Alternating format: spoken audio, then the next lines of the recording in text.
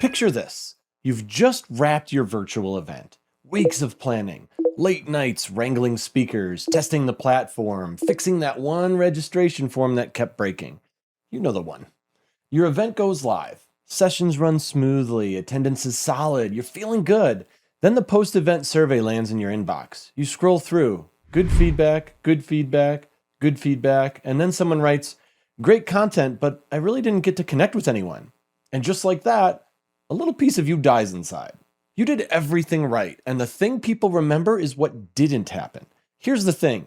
This is one of the most common frustrations in virtual events, and it almost never gets the attention it deserves. So today, that's what we're talking about. Virtual networking. Why it's so hard to get right, what formats actually work, and how to design an experience where people leave with real connections, not just a browser tab they forgot to close.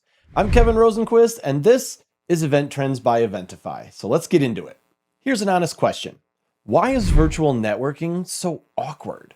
Well, because in-person events have accidental infrastructure that we take completely for granted. The coffee queue, the lunch table where you sit next to a stranger because it was the only seat left, the 2 minutes before a session starts where you end up chatting with whoever's next to you. None of that is planned. It just sort of happens. Online, well, none of it exists. If you don't build the networking moment, there's no networking moment. Full stop. And most virtual events don't build it. They drop people into a room, put a chat box on the side, and call it networking. That's not networking. That's a waiting room with a LinkedIn vibe. The numbers back this up too. Only 21% of event organizers say they've successfully recreated the hallway conversation online. And 38% say delivering quality networking is one of their biggest challenges in virtual events. So if you've been quietly struggling with this, good company, very large group. Welcome. The problem usually comes down to three things. No structure, attendees are left to figure it out on their own, which most people simply won't do. No context, online you can't read the room, you don't know who's worth talking to or why, and no low stakes entry point. Sending a cold message in a chat window feels genuinely weird in a way that walking up to someone at a conference just doesn't. The friction is different, and most events don't account for it. So how do you fix it?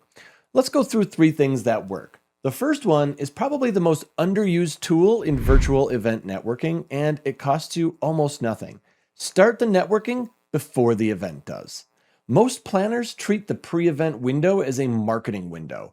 Send the reminders, build the buzz, confirm registrations. All valid, but it's also your best opportunity to get people talking before the pressure of a live event kicks in.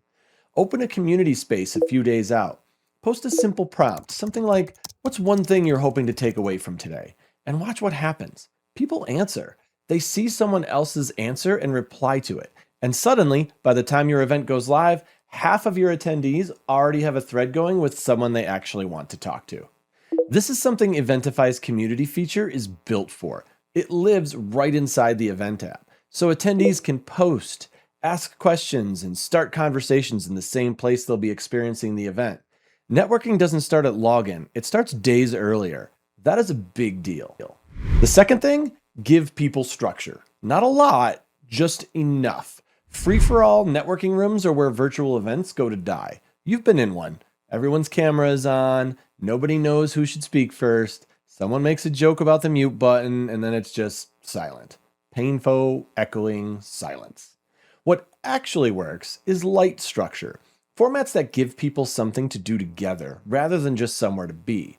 Three that translate really well to virtual: topic-based breakout rooms, small groups, 6 to 10 people, built around a specific challenge or theme. Not general networking. That's the equivalent of a party invitation that says, "Come hang out."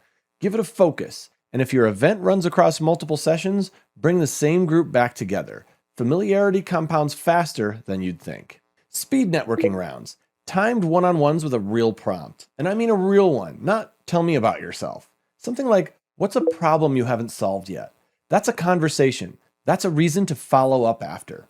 Live polls and collaborative Q&A. This one is underrated as a networking tool because it doesn't look like networking. And that's exactly why it works. When everyone's reacting to the same poll, debating the same question, something shifts. You've created a shared experience, and shared experiences are the fastest path to actual conversation. Eventify's live poll and smart Q&A tools are built for this. Attendees can submit and upvote questions directly in the app. Speakers can respond in real time, and you can run custom polls throughout the session. It turns a passive audience into active participants, and active participants talk to each other. Third thing, and this is where 2026 thinking really separates good virtual events from great ones. Stop matching people by who they are. Start matching them by what they need. Matching two people because they're both in marketing is not useful. Matching two people because they're both trying to figure out how to justify event spend to a CFO who thinks everything should be on a Zoom call, that's a connection worth making. The question to ask yourself when you're designing your networking layer is this: what does my attendee actually need to walk away with? Not their job title, their need. Build the connections around that. This is exactly the thinking behind Eventify's tag-based networking. When attendees register, they choose from up to 20 interest and goal tags that you define on the back end. So you're capturing intent, not just collecting data. The AI matchmaking algorithm then scores and ranks the best matches for each person, and they can swipe through their recommendations right in the app. Every suggested connection has a relevance score behind it. You can also control visibility at the group level. So if you don't want attendees browsing exhibitor profiles unsolicited, or you want to keep certain groups in their own networking lane, those rules are yours to configure. The structure is yours to design. Because here's the thing about intent-based matching. When a recommendation feels relevant, people opt in. When it feels random, they ignore it. That's true in person, but it's even more true online, where opting out is literally just closing a tab. Here's the reframe I want to leave you with before we wrap. A lot of virtual event planners treat networking as the thing that happens between sessions. The 20-minute break with a Zoom room attached. Nice to have. Filler almost. But Freeman's research tells us that 58% of attendees now say networking is their primary reason for showing up to an event, up from 39% just a few years ago. More than half. For the majority of your audience, the sessions are supporting content. The connections are the product. Which means networking isn't the add-on, it's the event. And in a virtual environment, if you don't design it, it simply doesn't happen. We've woven in a few Eventify features throughout this episode. The community space for pre-event connection, the live polls and Q&A for in-session engagement, the tag-based networking and AI matchmaking for intent-driven introductions. And the reason they fit into this conversation is because the problems we've been talking about, like no structure, no context, no entry point, are exactly what we built around. If you want to see how it all works together for your specific event, there's a link in the show notes to request a demo. Worth 20 minutes if networking is something you're actively trying to get right. So, the big takeaway from today, the awkward mixer is a design failure, not an attendee failure. People genuinely want to connect. They just need you to make it possible. And in a virtual event, possible doesn't happen by accident. Start before the event opens. Give people structure and something to do together, and match them on what they actually need, not just who they happen to be. Do those three things, and I promise, nobody's writing, "I didn't get to connect with anyone" in your post-event survey. Well, probably not. I'm Kevin Rosenquist. This is Event Trends by Eventify, and if this one was useful, share it with someone who's got a virtual event coming up. They'll owe you one. I'll see you next week.